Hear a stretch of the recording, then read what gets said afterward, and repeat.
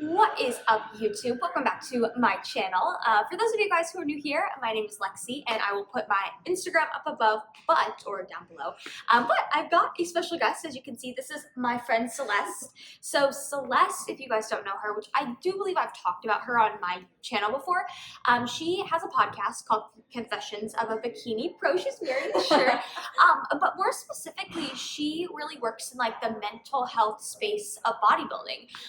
And we're actually having our live event here in Tampa tomorrow called Build More Than Just a Body. So while she is staying with me, I figured we should do a fun little Q&A on my YouTube channel.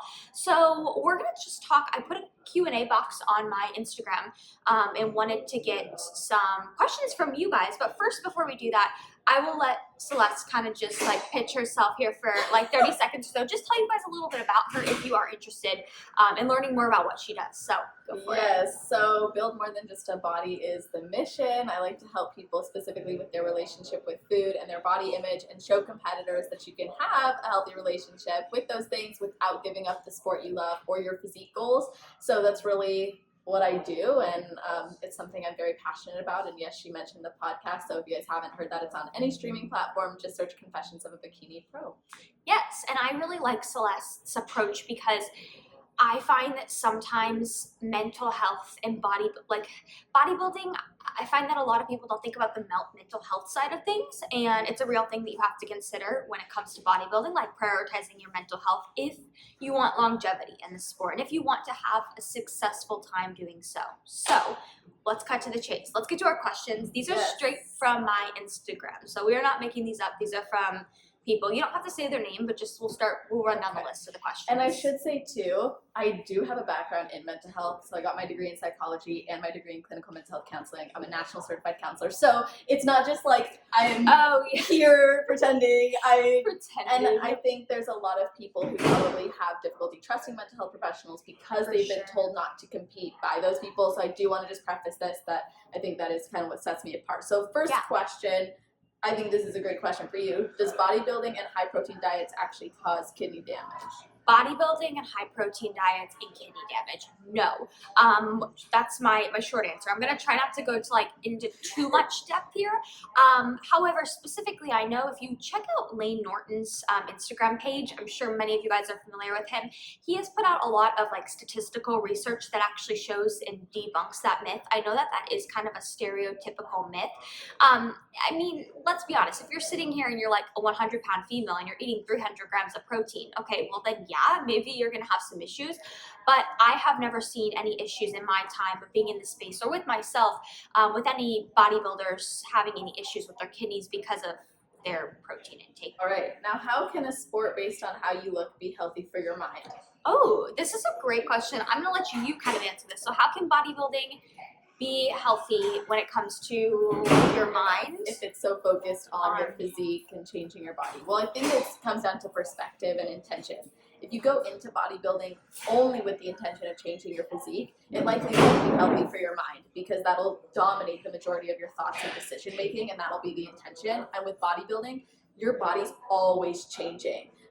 We don't want huge fluctuations, as I'm sure Lexi could attest to, but you're going to have to demand more of your body, whether that's to grow or to cut. So if you make it only about changing your body, you're missing out on the bigger picture. And I think bodybuilding is actually very healthy for your mind. We might flip the script and say, what if seeing your body go through these different phases actually supports you in witnessing yourself in a performance-based way, or seeing your body as something that's always there to support you regardless of your goal and always striving to benefit you even when you're demanding a lot of her. So I think if we challenge the perspective that it's bad for our mind because it's focused on how our body looks, we might actually see that because our body's changing and because we can see that we have the ability to change it, we're actually empowering ourselves to believe that we're capable of doing things we didn't know, and we can withstand seeing our body change in those ways. That's a great perspective. Yeah, I think that you also, establishing a good why behind why you're doing what you're doing really helps with that mindset side of things. I think if you're just getting into the sport of bodybuilding because you just want to change the way you look,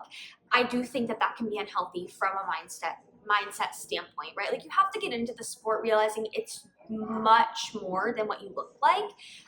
There's a lot more that goes into it. There's a lot more Like you learn just a lot more. And I think if you go into the sport with just a pretty like bad why of just, I don't like the way I look, I want to change the way I look, that is going to probably come back to bite you in the end. Would you agree? Absolutely. And we can't deny that there's a risk factor with bodybuilding. There's many risk factors with bodybuilding, and this is one of them. Is you're focused on changing your physique, you're changing the way your body looks, which can create an unhealthy fixation on your physique, and it can create a correlation between what you eat and how your body looks. So that is a red flag or a risk factor to many, but it's how do we proactively and preemptively prepare to face that red flag, and knowing your why, setting the proper intentions, and understanding the ebbs and flows of this sport, I think can set you up for more success long term. Yeah, good answer. All right, next question. What to say to people who automatically link bodybuilding to steroid use? Oh my gosh, I laugh because, okay, this is definitely a valid thing to bring up because I think that one thing to keep in mind is that the sport of bodybuilding is constantly evolving.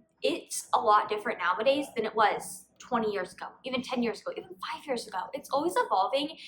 And I think that's one thing you have to remember, maybe when it first started, 20 years ago, maybe steroid use was more prevalent.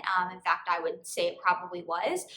Now, is it still a thing today? Absolutely. But I think a lot of people have realized that, and they've evolved with the sport, and they've realized that for some divisions, it's possible to do well naturally. I know both of us, we are bikini competitors, and I wholeheartedly believe that you need to maximize your genetic potential first before ever thinking that you automatically have to turn to that stuff, right? So if you've only been doing this for a year or even a few years, like you really have to maximize your genetic potential first. And I think there's something to be said for just doing this long term. You're gonna gain that muscle, and yeah, so I think a lot of times when people think that steroid use is like common amongst every bodybuilder, it's just because they have that stereotype that was like back in the 80s or the 90s when it's not that as prevalent anymore, in my opinion. And I think now people are more educated on it within this space. And I think outsiders looking in will immediately see a physique that's very admirable, very different, very elite level. So most of us, even in our improvement seasons, are in the top 1% of population as far as health and fitness and the way that we look. Yeah. So people want to dismiss something that's different. Things that are different mean a challenge to the norm. And when you challenge the norm, you're breaking a perspective down that currently exists. So people are going to assume or want to, oh, it's because of steroids. Oh, it's because they're juicing up. Oh, it's because they... Well, no, that's just how they're perceiving it because it's so different than how most people live. So I think that's why people assume and make that connection. And because media coverage is limited in bodybuilding, and what you do hear is usually the negative because news media is very negative in general. That is a great point. Yeah, when you think about it, what you hear on like media coverage is very like pretty much non-existent for the bodybuilding industry. Like, think about it. If you ever hear about something on the news pertaining to bodybuilding, it's probably a steroid death. Exactly. Or and that's violence like or 0.05% of what happens in the bodybuilding world, right? So you have to remember that as well. But yeah, that was a good question. But that's our answer on that. Okay.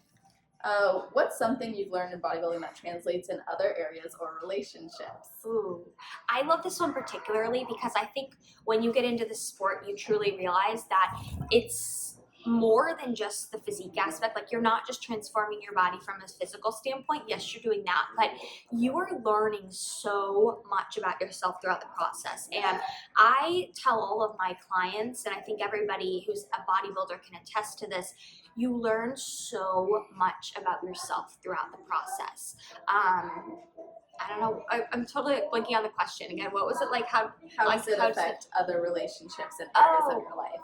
Okay, so yeah, I guess it like positively for me, it makes me want to be better in other facets of my life. When I'm properly working, like properly nourishing my body, training, and I know that I'm working towards a goal that makes me more driven in other areas of my life, right? When it comes to the relationships, that can be a tough part of bodybuilding. I think that can be, I think it's very important to surround yourself with people that understand the sport and who support you doing it, right? I think it can be very tough when your support system doesn't understand your lifestyle, doesn't understand why you're doing what you're doing. That can be very tough mentally on you. And I think you have to set those boundaries, but you you also have to take the initiative as an athlete to recognize that not everybody you hang around is going to be a bodybuilder, and that's okay, but you need to explain to them why you're doing what you're doing, so that way they don't look at you and judge you for what you're doing. You know what I mean?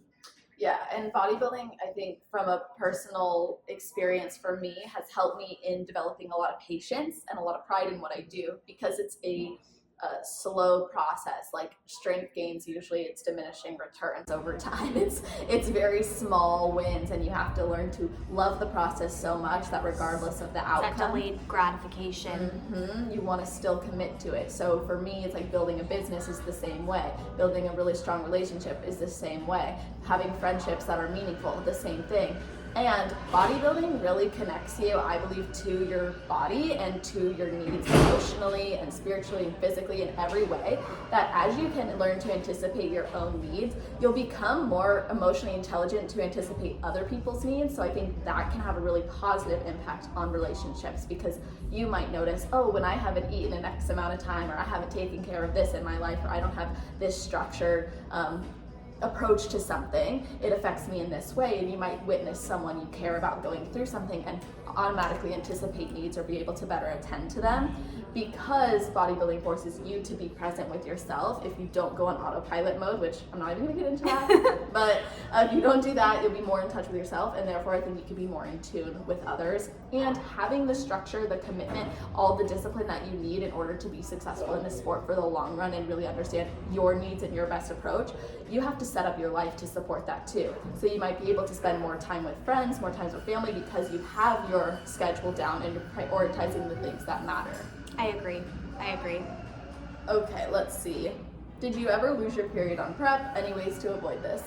So this is a bit of a loaded question, because I know you guys don't like to hear this answer, but it's gonna be so dependent upon the person. Like, I've known competitors that they never lose their cycle despite getting down to 10% body fat. But I also know some competitors that lose their cycle when they get down to like 14% body fat, right? Personally, for me, yes, I do lose it closer to show. However, that is a main priority after I compete to regain it, as I think that should be a priority for all competitors after they compete. As a female, you know, if you lose it during your competition prep, that should be a priority afterwards to regain those healthy hormones. So that's my short answer on that one. Totally, and I've lost my period in preps, and I've also maintained my period in preps, and I think that it was a healthy improvement season focused on regaining the period and having it for a consistent amount of time, and understanding what methods need to be in place to support that actually helped me in my prep to get to low body fat percentage while still maintaining it. But then I ended up losing it like 2 months, maybe 1 or 2 months, which was the longest I kept it, and it's already come back because we had the protocols and we knew what works now. So I think that's important to keep in mind. Like, if you are worried about losing your prep, you should already be testing your blood. You should already be having that conversation with your coach, and understand that's another risk with bodybuilding. And if you're willing to take it, great. Yeah. If you're not, you might be uncomfortable with the outcome and have to reevaluate either your timeline or your commitment to the sport. Yeah, I see a lot of girls, I've talked to girls before that they want to start a prep, but they're already dealing with a bunch of like hormonal issues, and maybe they don't get their cycle. And, you know, I don't necessarily think it's a good spot to start a prep if you're already dealing with those issues, because prep is only going to probably make whatever's currently happening worse.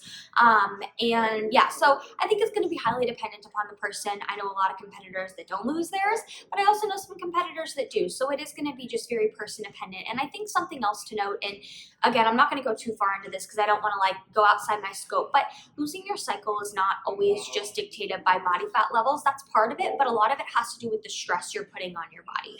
So when you're going through prep, you are putting a lot of stress on your body through training, through cardio, through eating in a deficit. So that is another reason why you will sometimes see people losing their cycle. So it's insightful.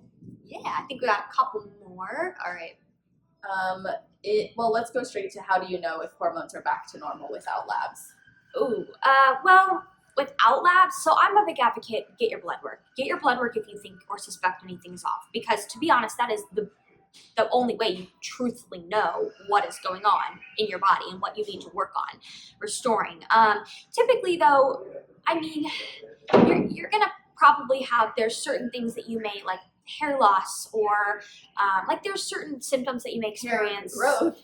Yeah, hair. If there may be certain symptoms like when pertaining to hair, skin, nails, your sleep quality, just things that you notice within yourself that seem a little off that could indicate something off with the thyroid or something like that. But I would say don't just try to guess based off of your symptoms. Get your blood work done. Get a blood panel done. Yes, it's a little pricey sometimes, but it's well worth it. Your health is worth it. It is. Yeah, and you're already so invested energy and financially in this that if you want to keep doing it. Absolutely. I would just say general recommendation is if you do get blood work as a competitor, expect that if you get it right after your show, things are probably going to be a little off. So generally, I would wait about a month after your show to get the baseline, and then that way you can see what you need to work on in your improvement season. Love that. Okay, in your experience, what's the worst thing about bodybuilding and the best? Oh, this is a good one. This is our last one too. Good one to end on. Yeah. Okay, let's start with. You want to start with the best or the worst? The worst. So Okay, then we can end on a high. Okay, what's the worst for you? Waiting backstage. Yes. Like, I don't mind the dieting, the training, the cardio, pushing my limits, like all of this stuff that a lot of people would say is the worst. I actually don't mind dieting, period. But like, what I don't like is the backstage wait. Hurry Like, up and hurry wait. up, Hurry up get and in wait. line. I won't name show names because I think all shows are great, but there was a show I did where they're like, okay, you gotta get in line right now. You guys are gonna be up next. No, it was like we were in queue for an hour. So like, try to time your pump up snack with that. And then we went to the backstage Sorry, as a area. coach too, when I'm communicating with my clients, I'm like, all right, where are they at in the lineup? And they're like, oh yeah, I think we're getting ready to line up. And I'm like, Probably not. That can mean you're on in 10 minutes. It could mean you're on in 2 hours. I would agree with you. That is one of the worst parts about show day. I also don't love the tan. The tan is annoying to me. It's cold. Yes. First off, it's cold. But then I hate when you get the tan, having to pee like in a cup. That's what I do. I at least do that. when I get my tan. Because like for those of you watching that don't know, when you get your show day tan, you just have to be careful. Because you can try to just go to the bathroom like normal, but if you pee on your legs, it's gonna run the tan. So, and the only thing that's bad, like anything's fixable, but the only thing that's bad about that is then you gotta like do the walk of shame. The walk of There's shame. pee all over, and then you can't send like your check-in photos without having pee on you. Just and it's lying like, down your leg. Yeah. Oh my gosh, yeah, that's. But the after show glow is awesome. Oh yes, the after. I always look like a Oompa Loompa for the next week or so after. But it's funny because like you get your show date, you get your tan from the chin down. You don't usually tan your face, so I look dead. I always walk around looking like I have a white face with an orange body. But yeah, that's probably the worst. Those are the worst parts about show day and maybe bodybuilding for me. And prep, something that I do really struggle with towards the end is like training. I love training normally, but like when I get low food, low energy, I just feel weak and I don't enjoy my training as much. I don't. That's a good point. Yeah. All right, now on to the best. We'll end with the best part of bodybuilding. Oh, this is a tough one. My list just went like so many I things. could talk for hours. So understand, we'll give an answer, but there's a lot of things that make this sport we'll amazing. Give a condensed answer. Right, because if you think about how much it challenges you, some people's mind will go to like, that sucks, that's terrible, why would you ever do that to yourself? But I think personally, the best part about bodybuilding is what it brings out of you as a person.